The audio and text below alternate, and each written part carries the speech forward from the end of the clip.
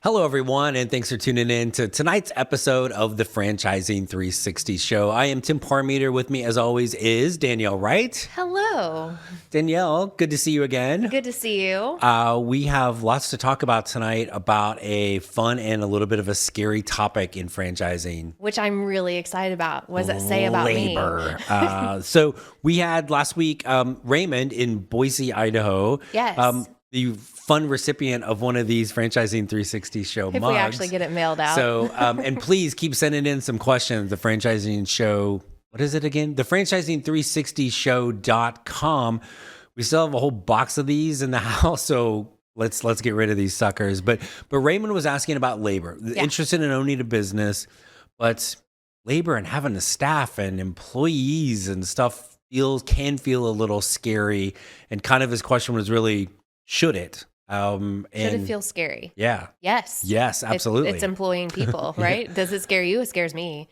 I don't like doing it. Do you like doing it? Sometimes yes, sometimes no. And tell us about your experience. On the slim chance anybody with FranCoach is listening, I love all of you. It's people in the past, but no, it is, because there are some franchises, not very many, that you could own where you really could just be one person. Yes. Right. And they're set up that way. Not a lot, but again, that's also goes back to labor, right? If you're really like, I don't want anybody else, I want to just do it all my own.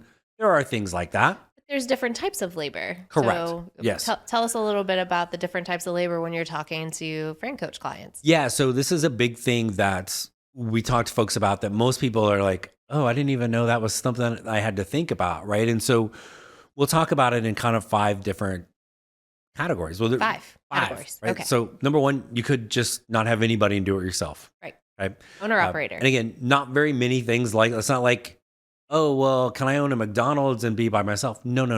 Right. There's things specific to that. And then there's the one that people don't usually think about is subcontractors. Okay. Which can be even scarier than employing people, but really isn't. That's what they call 1099, right? Right. Okay. And so then the main 3 is we can have somebody that does kind of sales/management. Okay. But the 2 that throw people off are skilled labor and unskilled labor. What's the difference? So great question, because they're complete opposites. So skilled labor is, these people are licensed, trained, certified to do what you need them to do. Give me an example. Plumber, electrician, the girl who cuts the hair at Great Clips. Esthetician. Okay, that right? person. So I Beautician. own a Great Clips. I'm not teaching her how to cut hair. I don't have hair. I can't teach anybody to do that. Nor is the owner, should I be jumping in, hey, Danielle, I got an empty chair. Doesn't teach them that, right? No. And again, as you know, typically in franchising, they don't want the owner being the doer, right? But that's skilled labor. So you have to be comfortable managing people, doing stuff you didn't teach them how to do. Okay. And can't and really shouldn't do. Okay. So that's skilled. Unskilled is the opposite. Now we're teaching our employees to do what we need them to do.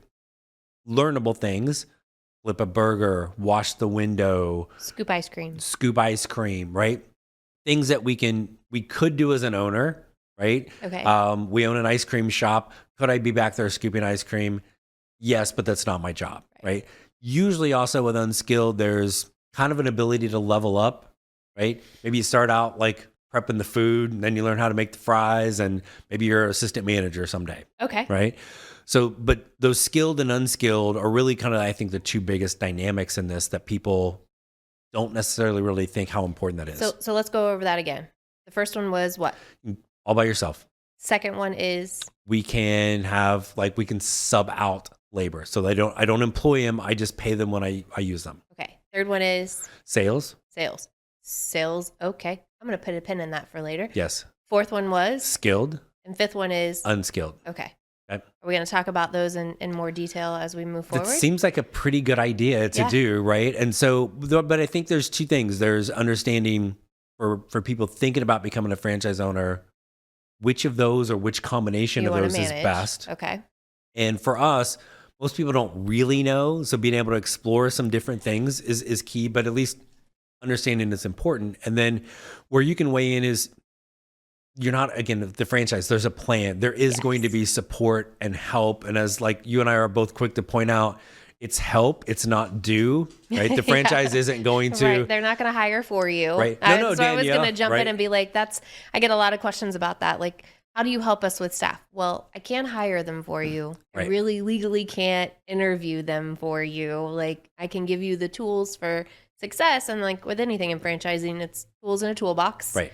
You have to deploy those assets out into your market, into your business. You have to use those tools and then use the support when it is phone really a friend. needed. There's always phone a friend. There is always that in franchising. So let's talk a little bit more about kind of understanding which of those labor models, and then some of the ways in which the franchise can again support, help, not do with that. Let's do that when we come back here on the Franchising 360 show.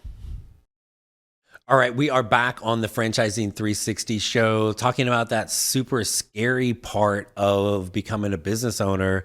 We may well need to hire people. Yes. Yikes. Right. I didn't buy myself a job. Well, though there's nothing wrong with it if you did. Correct. But no, and again, there are some things where you can just start out by yourself, but the majority of things we're gonna kind of need people to build this sucker up. Yes. Right. So need people. Hiring now. Skilled and unskilled, very different. But there's things people are going to think about with both of those. That I think the mind tends to go to the negative a lot of times first versus the positive. Yeah, your bad experiences. Right. Like we've had one of those. Right. Ooh, skilled labor. Right. Like what have you heard people talk about with that? Hard to manage. Don't really take direction. They I do know the how to thing do that they it. do. You can't tell me you don't know how to do it. Right. And the franchise is pretty particular about, hey, you can deliver the service, but there is a branded way to deliver the service. I think I instantly go to health, wellness, and beauty. A massage is a massage, right? And there's a way that you are trained to deliver that service. But the franchise brings in the element of guest experience, which continues to keep the franchise, moving and making money and keeping you employed. But there's generally a clash per se on the skilled labor with management and the vision of that direction. Right. And that's, I think, almost everybody, at least that we talk to with FranCoach, when we talk about staff, their mind goes to all the things that can go wrong or all the challenges versus the positives, right? So you talk about that, or even like with skilled, you've got a smaller pool from which to pull. Sometimes, yes, right. For that, or like, well, I don't know. I have a positive on the skilled. Oh wait, we got positives to labor? Yes, on the skilled. What is it? Yes, because once you find one that's good, like one person that they are connected to other people in that same industry, and their big thing is, I don't want to work for someone I don't want to work for. Right. What is it they always say? People leave people, not jobs. Right. And they come to you for the same thing. They come to work for certain people, not necessarily the job. So the positive is if you treat one well and they love what they're doing, they're going to bring all of their colleagues and friends, and you're going to have a really great opportunity. And there just tends to be more stickiness, right? Because this is their profession. Yeah, they've chosen to do this. Yeah. They want a good place in which to go practice their kind of craft. Like franchising. I just fell into it, and here I am. Right, exactly. So unskilled. Now, again, everybody's going to go to the negative. Oh man, unskilled. Danielle, like, what are all the things that can go wrong there? So many things could go wrong, but what your New Year's resolution was positivity, so I'm guessing you're going to go but I'm actually negative. Positive. I'm just sharing the negative things that we hear. And I'm going to go more positive, is that you can teach them to do it the way that it needs to be done. Right. And if you find those groups of people, which again, this is the hard part. It's not actually what you're saying, it's finding of people where it becomes a little bit more difficult. But this is where it goes back to with franchising. It's so individualized and personalized, right? If you're hearing the difference between skilled and unskilled, and you're kind of leaning towards one a little bit more, that probably tells us those are type of franchises we need. And maybe you don't even know. Right. Most people don't. We have a very good friend that owned a business that wasn't necessarily skilled labor. It was more contractual and unskilled, but it was a craft in itself, and she thought she'd be great at it, but come to find out she really doesn't like those types of employees. Right. Nor did they like her. But I don't know if it was the employee or the type of work. Yep. And you got to kind of understand that too when you're looking at a franchise. These are the hurdles that a business owner in that business are going to experience every day. And you either have to get right in your mind that this is okay, this is what it is, and it's not what it does. It was basically more of a recruitment model than it was the business that it was delivering. Right. And so you have to be okay having that constant turnover per se. And just what is it we always said in the junk removal? Always be hiring. Like that just was your job as the owner, is to always be hiring. And we talk about that all the time with our clients, and I use it in reference to the old movie Glengarry Glen Ross will always be closing. And so, but it is. I love when you give movie references and they just go right over my head. I know. So if you're young, Google that. Us old people are going to know that reference. But you have to always be. Well, you don't have to, but it would be really wise to kind of always be hiring. So you're building that funnel. And again, if you're going to be negative, well, when Billy quits, then I'm already hiring. But what about when your business is growing? Right. We need another. Look at you with the positive. See, I told you that was my resolution. Yeah. Now, if I can just get to the 10-pound thing. So, but, and then there's the whole subcontractors, Yeah. probably a little bit more in home service type of things where that can happen. And Health, wellness, beauty does it too. I mean, yep. But there's to the point that you're talking about, then there's the stickiness.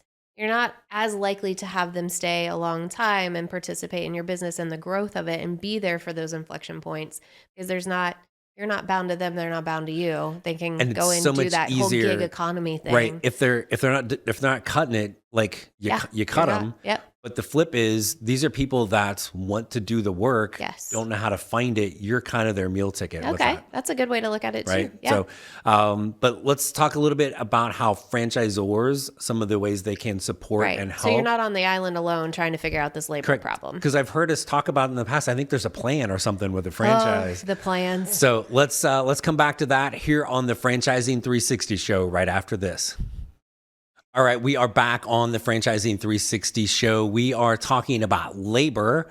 Having employees can be a scary thing. We talked about some of the different types of labor. Yeah, which were what? 5 types.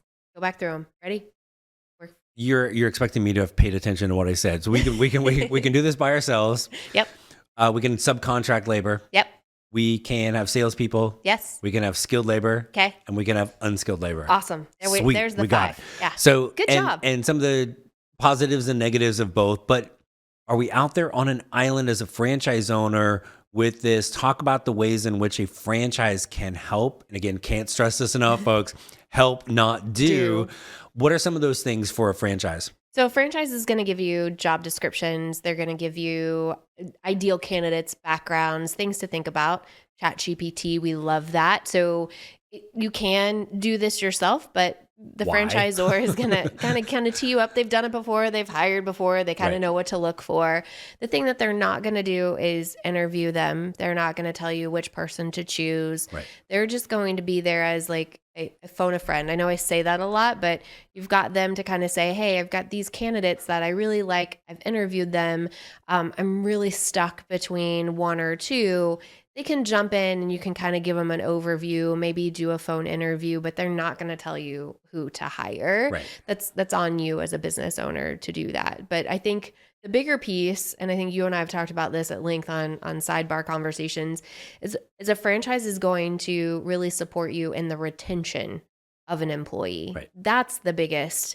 When we talk about being scared of labor, it's not necessarily finding people. There are people out there that are going to work and that are going to show up, but people don't work jobs. They work with people. They work for people. Right. So I think the biggest piece that a franchisor can give a franchisee is that support and how do you retain quality people? And it's not always how much money I'm paying them. Right. Like, no, exactly. People work because they want to make a wage. They know that they're going to make a wage because I am working to make a wage. But they want to enjoy what they do. We're here for a short, infinite amount of time. So why not do something that we want to do versus something we have to do? Right. And again, the compensation is part of that. Like, hey, this is what that should look like, but it is up to you to be able to manage them. And then I think also the part that gets forgotten sometimes in the support structure of a franchise system is other owners. Yeah. Right. They're out there in that system too. They've already done this. And in most cases, there's going to be an owner go, yeah, boy, I totally screwed that up. Well, how come? Well, I kind of deviated from the plan a little bit. And then I think almost everybody that looks at a franchise, and certainly our team at FranCoach works with, they've managed people before in a job. Yeah. They've interviewed people for jobs. Yes. But And they're going to go, oh, I've done that before. Yeah. But not for your business and not in this particular industry. That's a huge switch. Yeah. Well, and when it's which your money, right? Yes. Like when it's your money, a little bit of a different situation. So I think we have a lot of stories about our friends that have been in business, and this is a big piece for them. They don't necessarily like the labor. They don't want to have to pay them because again, it's your dollars going out. And if you're not seeing, it's that see me thing. You work really hard, and you have, and like there's a figure it out situation. Not everybody has that, and so you're expecting this out of somebody else. It's like level set your expectation. I love what you just said about franchisees because I think we all forget. We say these words community in the franchisor world, and we're meaning that for our customers, our guests, the people that come and use our products and our services. But we forget when we're creating the best community of all, it's franchise owners together. And that's a great thing about franchising. Again, glass half full over here. The great thing about franchising is people have done it before you. So why mess up? There's no opportunity for you to really, when we talked about legal, everybody's scared about the worst case scenarios. But the reality is if you take the lessons that were learned by others, there shouldn't be a way for you to mess it up. Right. It becomes pretty hard you got to really kind of try to do it. And again, you have to find the right fit, right? And again, that goes into labor. If you really are not at all comfortable managing skilled labor, then don't go into a franchise that requires that, right? Or get a clear understanding how to manage it. Right? Maybe you do have the skill set. You've never done it. Right. Maybe you actually really can do it. But again, talk to those franchise owners and kind of get a feel for that. Maybe had similar backgrounds to you. Because there is a lot of a perception of, well, this is what I've done before, therefore I should do that moving forward. Right. And we've talked about that on this show. Not always, right? Not always. You do have to kind of be open to that. And I think the other thing that we tell folks a lot is, plan for you're going to say, well, plan for the worst, but also plan for the growth, right? Yes. So always be hiring. I think there are times where you can look at, in maybe a home service, and this may be more unskilled, maybe you can find a temp agency. Like if Billy and Bobby call in sick, well, I know I've got a relationship over here. I can bring these people in. And it's the worst case scenario in that situation. It's the backup to the backup to the backup, right? But what if you get if you get a big job? Right. All of a sudden, and I'm like, oh my gosh, we need more people. I know I've already thought of that next plan to be able to bring people in to fill in or to grow. Yeah. Right. So big player gets hurt. What are you doing? You're calling in the third string. And then when that doesn't work, they called in me. So, but we're going to come back with a couple little stories about labor, the good, the bad, the ugly here on the Franchising 360 show right after this. And we're back here on the Franchising 360 show talking about labor and staff and how franchises can help. One of the things we tend to ask our clients at FranCoach when they start looking at this, I'm like, think of labor, like, have you ever had a bad boss? And they haven't, they're lying. Right. But almost everybody kind of giggles. And then sometimes I've had a few people rattle off several names and I'm like, one was enough. But Danielle, have you had a bad boss? Yes. Do you want me to elaborate? I think we all have, but I think one of the things... and I left that job. There you go. Did you leave it because of the job or the boss? Maybe a little bit of the job, but probably a lot more about the boss. A lot more the boss. She was tough. Tough. That's all I have to say about that. And I PTSD. I remember having one years ago, and I kind of got promoted into a new role where that boss used to be. And I'd had some other really good mentors before that. But when I got to one of those inflection points of like, should I do this or this? I didn't think about the good ones. I thought about the bad one. What would he do? Do the opposite. Right. And so think of that when you become a franchise owner, remember those bad bosses. Don't be that person. Right. And that's to the labor piece that we're talking about. Like you're only going to retain your employees if you're someone that people want to work for. And if it's not you that's doing the forward facing with the employees, it's a management person. Yes. And make sure you're hiring that management person that maybe has that ability to be a great forward facing boss. You and I hate the word boss. You and I frequent a franchise that is a sandwich place. Yes. Perhaps named after a state in some way, shape, or form. Maybe. And we were there one time a few years back, and there was as it turned out, we found out later, was the manager literally berating employees in front of customers, like a big line of people, middle of lunch. And you did the wife thing where because I had enough. I was about to say something, and you grabbed my hand and dug. My hand still hurts from your nails. 2 years later? Okay. Yeah, I had to have some therapy over it. But it was so bad, and we would go in there a week later, and you would not see the same face in there. Like, I mean, he was there for a little bit, right? But then once he was gone, the look of the employees in and around making these sandwiches was night and day different. And I think the store even did better with that person not being there, because he just was a little much. Yes. And again, if you're going to treat your employees poorly, they will not be your employees for long. Correct. And I don't think we saw the same people at that shop, because to your point, we did frequently. I mean, we weren't there every day, but that could be the reason why you have 12 extra pounds. I don't really know. But the reality is once that person was gone, we actually saw the same people there working there and seemed pretty happy with what they were doing. Yeah. And I mentioned this to folks a lot is, so if I ask the question, hey, after your first year in business, what should be your best lead source for new staff? Yeah. Right. And there's just like complete silence. I'm like, your existing employees.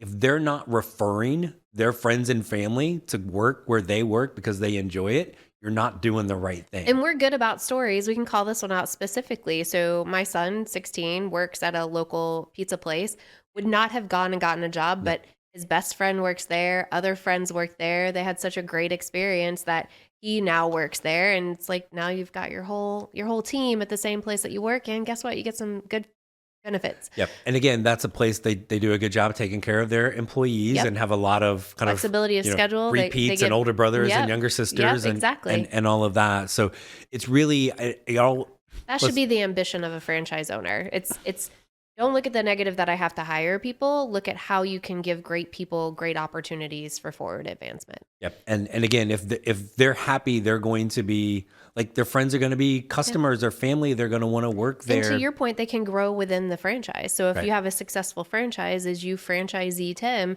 I may look to do a second location. I may look to do a different franchise brand. But if you've taught them that skill, that trade, and you've helped to bring them along, they're likely to stay with you for the journey and go into other avenues with you. Yep. There's so many stories. People look down sometimes on McDonald's workers, but there's so many stories of people that started their first. I've got a client right now. He's a doctor. Like, his first job was at McDonald's, right? And he talked about how, like, the work ethic and all of those things. So really, it comes down to you as that owner. Again, you have how you see your role in the business, right? What do you want to? What do you want to be when you grow up? Right. Do you want your customers happy? Do you want your employees happy? Right. Like, but if the employees are happy, right? Customers will be happy too as well. Yeah, absolutely. No, I love that, and I think you and I could go on and about the labor stuff, and it doesn't scare us, even though you started it with the scare tactic. I'm like, it doesn't scare me. It's there's a problem, and here's the resolution. Right. There you go. It's the fun part, and anytime people are like, labor issues, there's management and leadership issues, and just don't be that person. Right. Basically. That's it. So be a good human. So thanks again to Raymond out in Boise for sending in that question. TheFranchising360show.com. Send something in. We'll send you one of these amazing mugs. But until next week. Yes. It's Tim Parmeter. That's me. I'm Tim Parmeter. You're Danielle Wright. And this is the Franchising 360 Show. We'll see you next week.